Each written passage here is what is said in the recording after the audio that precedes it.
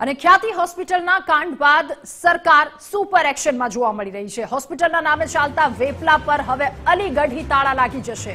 રાજ્યની તમામ હોસ્પિટલનું રજીસ્ટ્રેશન ફરજિયાત કરવામાં આવશે।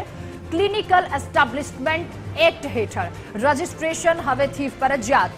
12 માર્ચ 2025 સુધીમાં તમામ હોસ્પિટલે રજીસ્ટ્રેશન કરાવવું પડશે।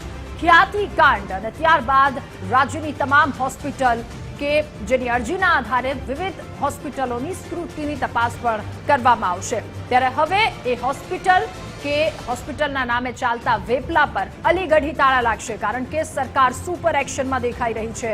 આ ઘટના સામે આવ્યા બાદ જ સરકારના બેઠકના દોર શરૂ થઈ ચૂક્યા હતા।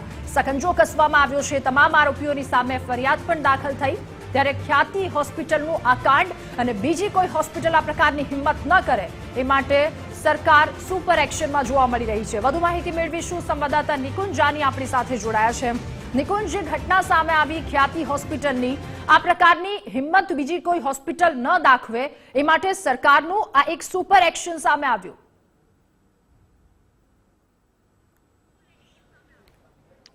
જી જરૂરથી રજીસ્ટ્રેશન પર સરકાર તરફથી અને આરોગ્ય વિભાગ તરફથી હવે જોર આપવામાં આવ્યું છે।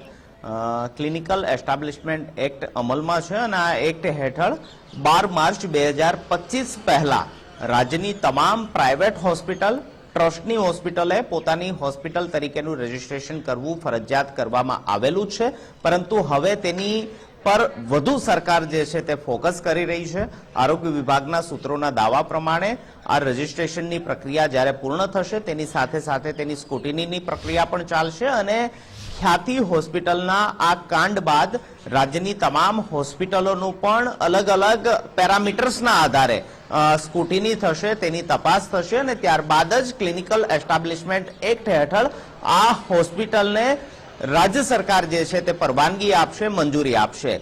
2021નો આ ક્લિનિકલ એસ્ટાબ્લિશમેન્ટ એક્ટ અમલમાં છે, જેનું એમેન્ડમેન્ટ 2024ની અંદર કરવામાં આવ્યું હતું અને તેના આધારે 12 માર્ચ 2025ની ડેડલાઇન છે। ત્યાં સુધીમાં તમામ જે હોસ્પિટલો છે તેને પોતાની અરજી કરવી ફરજિયાત છે અને હવે આ અરજી આવ્યા બાદ રાજ્ય સરકારે તેની સ્ક્રુટિની પ્રક્રિયા જે છે તેની અંદર અલગ અલગ પેરામીટર્સ જે છે તે હવે એડ કરવા જઈ રહી છે।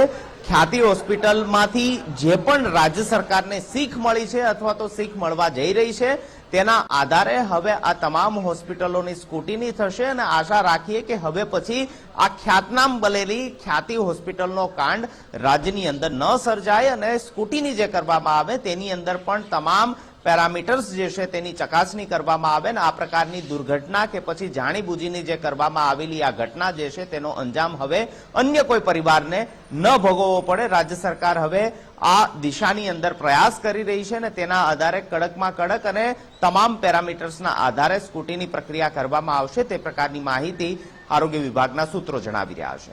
જી બિલકુલ નિકુંજ, આભાર આપનો તમામ વિગતો સાથે જોડાવા બદલ।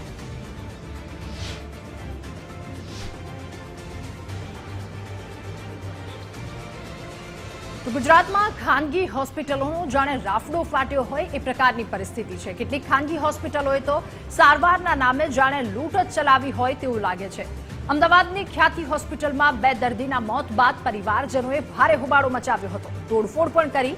હોસ્પિટલના આ કાંડને લઈને હવે વિરોધ પણ શરૂ થઈ ચૂક્યો છે।